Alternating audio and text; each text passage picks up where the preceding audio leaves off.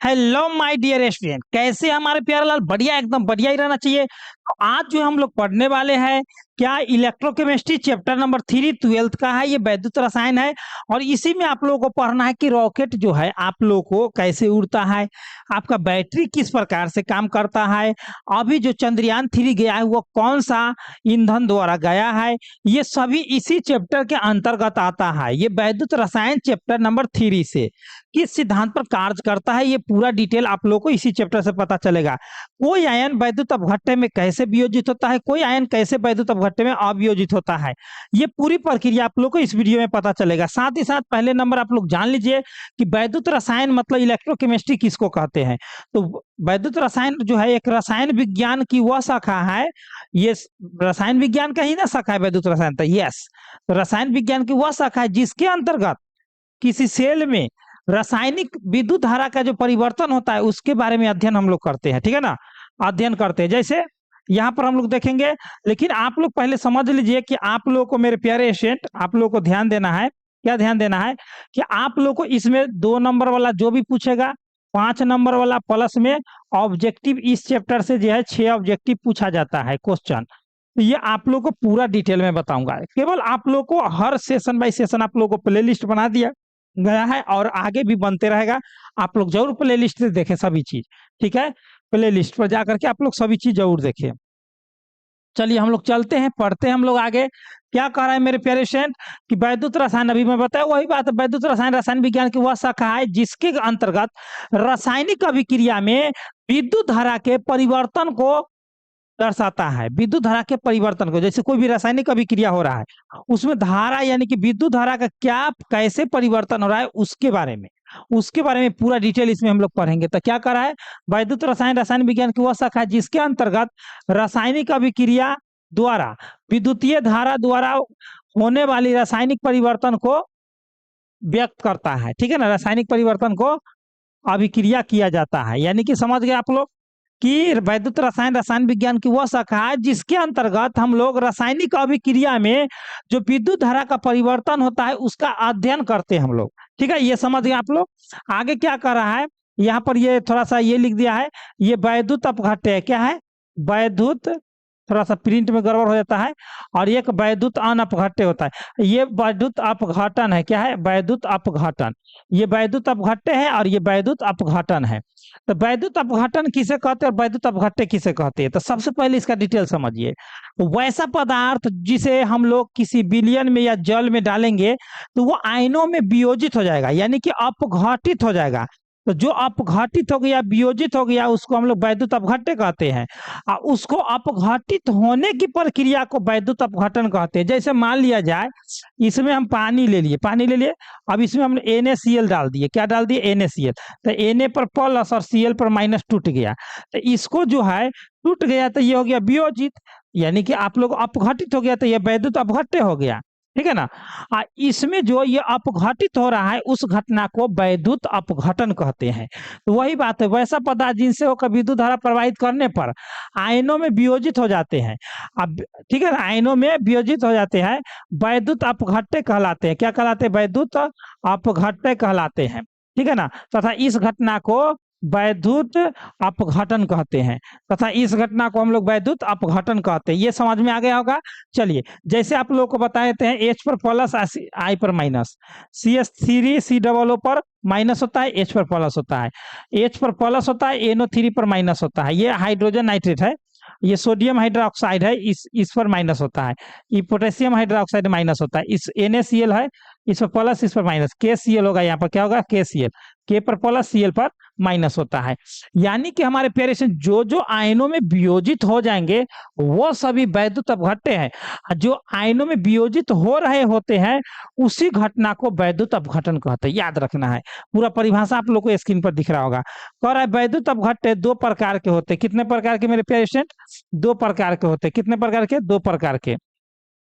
तो वो होता है, एक देखिए, एक होता है प्रबल वैद्युत अपघट्य और एक होता है दुर्बल वैद्युत अपघट्य। ध्यान से सुनिएगा, एक प्रबल वैद्युत अपघट्य और एक दुर्बल वैद्युत अपघट्य।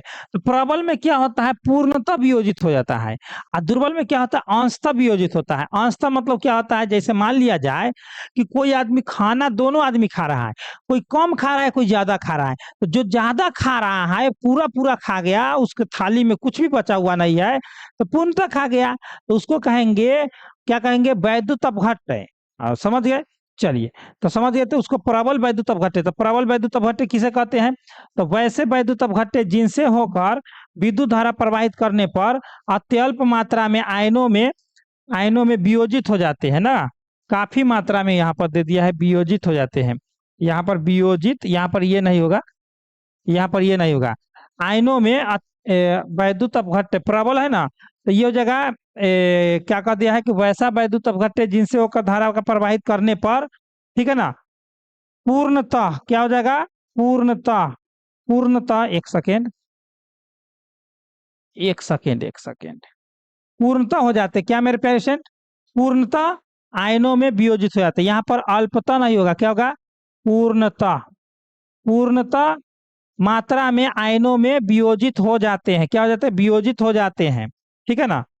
उसी को हम लोग क्या कहते हैं मेरे प्यारे फ्रेंड, तो उसको कहते हैं हम लोग प्रबल वैद्युत अपघट्य।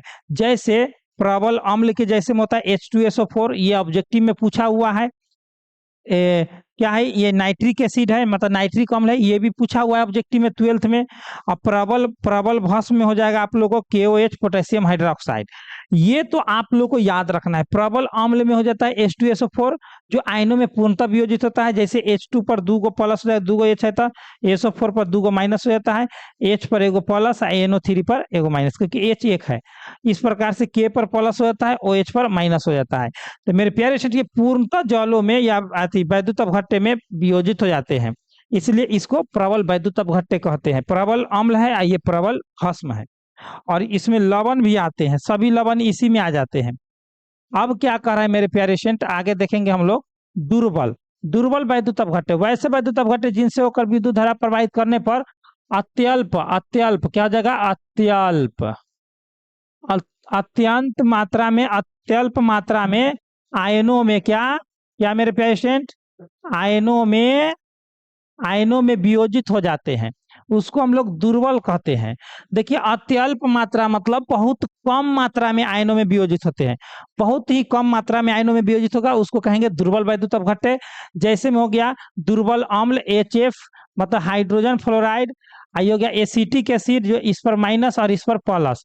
दुर्बल भस्म में हो जाएगा आप लोग को अमोनियम हाइड्रोक्साइड, इस पर होता है प्लस और इस पर होता है माइनस, अमोनियम हाइड्रोक्साइड। ये अभी जो मैं बताया ये पूरा का पूरा ऑब्जेक्टिव में भी पूछा हुआ है, सब्जेक्टिव में तो वो पूछबे करता है। जो अंश देखिए अत्यल्प मात्रा में आयनों में वियोजित होगा, उसको हम लोग दुर्बल कहेंगे। जो प्रबल मात्रा में होगा या पूर्णतः हो जाएगा, उसको समझ ही रहे, एलार्म काट दीजिए। वियोजन विभव किसे कहते हैं, वियोजन विभव किसे कहते हैं, देखिए यहाँ पर VVI क्वेश्चन है। वह न्यूनतम विभव जिस पर कोई आयन इलेक्ट्रोड पर जमा होता है अथवा इलेक्ट्रोड से मुक्त होता है, उसको वियोजन विभव कहते हैं। जैसे लिथियम, पोटेशियम, बेरियम, ये घटता क्रम है, क्या है, घटता क्रम, इस तरह से घटता क्रम हो गया, ठीक है, बात समझ गए। अब कहने का अर्थ हुआ कि वियोजन विभव ये एग्जाम में आप लोग को बार बार पूछा जाता है, इसलिए इसमें हम जो है इसमें VVI लगा दिए हैं कि वह न्यूनतम विभव जिस पर कोई आयन इलेक्ट्रोड पर जमा होता है या इलेक्ट्रोड से मुक्त होता है। जैसे आप लोगों को देखिए, ये हुआ वैद्युत अपघट्य, इसमें जो होता है इलेक्ट्रोड होता है, एक प्लस होता है, ठीक है ना, एक प्लस होता है, एक मिनट, एक सेकेंड, इसको हम ये कर लेते हैं, एक प्लस होगा, ठीक है, और एक माइनस होगा। जैसे इस तरह से एक प्लस हो जाएगा और इस तरह से एक माइनस हो जाएगा। तो इलेक्ट्रोड पर देखिए, या तो किसी पर जमा होगा और किसी से मुक्त होगा। अगर पॉजिटिव है तो पॉजिटिव तो ग्रहण करेगा और निगेटिव जो त्याग करेगा। तो जो त्याग कर रहा है वो क्या कर रहा है मेरे प्यारे स्टूडेंट, वो तो ग्रहण कर रहा है ना, ग्रहण कर रहा है कि त्याग कर रहा है, तो वो मुक्त हो रहा है, उससे मुक्त हो रहा है। त्याग रहा है वो मुक्त कर रहा है, आज जो ग्रहण कर रहा है वो प्राप्त कर रहा है। तो वही तो कह रहा है ना कि वह न्यूनतम विभव जिस पर कोई आयन इलेक्ट्रोड पर जमा हो जाता है। तो मान लिया कि जे माइनस पर अगर जमा हो रहा है तो प्लस पर से मुक्त हो जाएगा, या मुक्त होता है उसको वियोजन विभव कहते हैं। तो वह आयन जो इलेक्ट्रोड पर से या तो इलेक्ट्रॉन का मुक्त होता है या इलेक्ट्रॉन का ग्रहण होता है, उसी को हम लोग वियोजन विभव कहते हैं। चलिए ये समझ में आ गया होगा हमारे प्यारे स्टूडेंट को। नेक्स्ट हम लोग देखते हैं, ये इसका एग्जाम्पल है, इसको याद कर लेना है। कह रहे फैराडे, एक फैराडे किसे कहते हैं? तो एक मोल इलेक्ट्रॉन पर आवेश को एक फैराडे कहते हैं। या विद्युत की वह मात्रा जो सिल्वर नाइट्रेट, क्या है? सिल्वर नाइट्रेट बिलियन से 1088 क्या कर रहा है? सिल्वर, ठीक है ना, यहाँ पर सिल्वर होता, यहाँ पर सिल्वर मुक्त करता है, उसी को हम लोग कहते हैं, क्या कहते हैं मेरे प्यारे स्टूडेंट?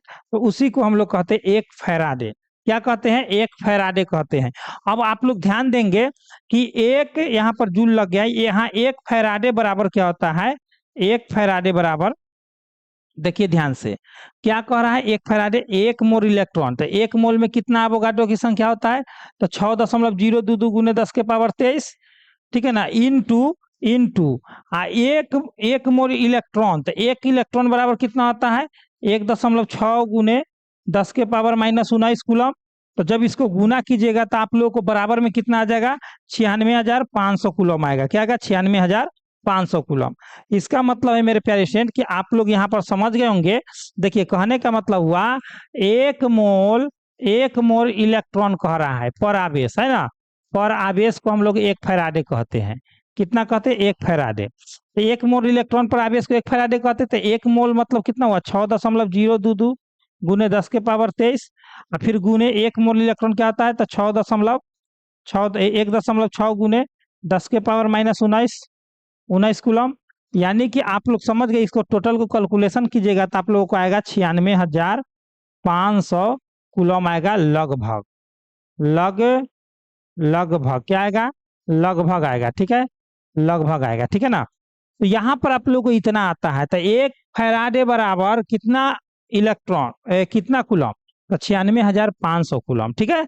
चलिए ये आप लोग को याद हो गया। दो तरीका से हम परिभाषा लिख दे, या तो ये भी पूछ देता है कभी कभी आप लोग को चांदी वाला पूछ जाए, सिल्वर नाइट्रेट से इतना सिल्वर जो है मुक्त होता है, करता है।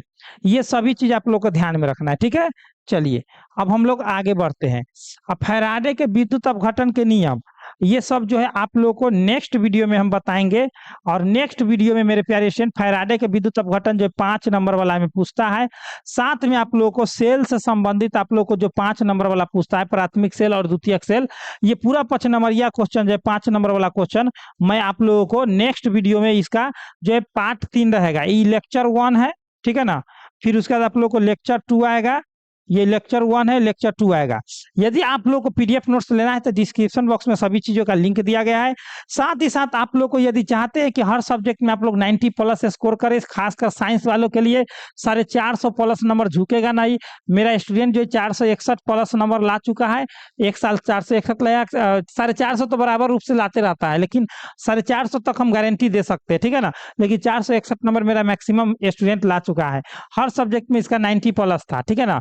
यदि आप लोग भी चाहते हैं लाना तो हमारे साथ जुड़े रहिए और इस नंबर से आप लोग कांटेक्ट कीजिए। अगर पीडीएफ नोट्स लेना है तो मेरा नंबर है 9097 020 615। इस नंबर से आप लोग कांटेक्ट करें, आप लोग को 100% एकदम पूरा के पूरा एकदम यहाँ से मिल जाएगा, जो पूरा टक्कर देगा, ठीक है ना। मैं अपना नंबर दे दिया हूँ। अब चलिए आप लोग को बताया था पीडीएफ नोट्स कहाँ से और कैसे डाउनलोड करेंगे, ठीक है ना। पीडीएफ नोट्स कहाँ से और कैसे डाउनलोड करेंगे वो मैं आप लोग को अब बता देता हूँ, जिससे आप लोगों को कहीं पर भी संकोच नहीं होगा, ठीक है। चलिए यहाँ से आप लोग को आना है, गूगल या क्रोम पर सर्च करना है स्टडी सिलेबस प्रवीण कुमार।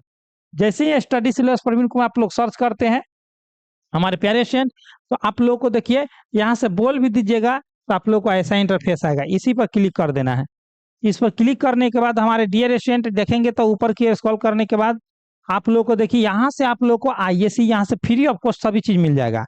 यहाँ पर न्यू अपडेट में आइए, आप लोग देखिए क्या कब आएगा, कब इसमें एडमिट कार्ड या रजिस्ट्रेशन या आप लोगों को मतलब कोई भी चीज रिजल्ट जो भी चीज देखना है, यहाँ से आप लोग को न्यू अपडेट में आइए।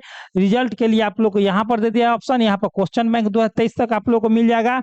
यहाँ पर आईएससी का ऑल टू ऑल हर चीज आप लोग को यहाँ पर मिल जाएगा, ठीक है ना। A to Z मिल जाएगा आपको, चैप्टर बाई चैप्टर सभी चीज। यहाँ पर न्यू अपडेट है। मॉडल पेपर अगर लेना है तो यहाँ पर देखिए, मॉडल पेपर आप लोगों को केमिस्ट्री फिजिक्स सभी चीजों का यहाँ पर डाल दिया गया इसमें, क्लास 12th ISC वाला में। तो यहाँ से आप लोग हर चीज डाउनलोड कर सकते हैं, कोई दिक्कत नहीं है। तो हमारे प्यारे स्टूडेंट, ये वीडियो कैसा लगा, अच्छा लगा हो तो आप लोग टेलीग्राम जरूर ज्वाइन करें, एक एक लाइक करें और अपने दोस्तों में शेयर ज्यादा से ज्यादा करें, ठीक है। तो चलिए हमारे प्यारे स्टूडेंट, इतना ही पर, बेस्ट ऑफ लक, मिलते हैं नेक्स्ट वीडियो में, इतना ही पर। जय हिंद, जय भारत।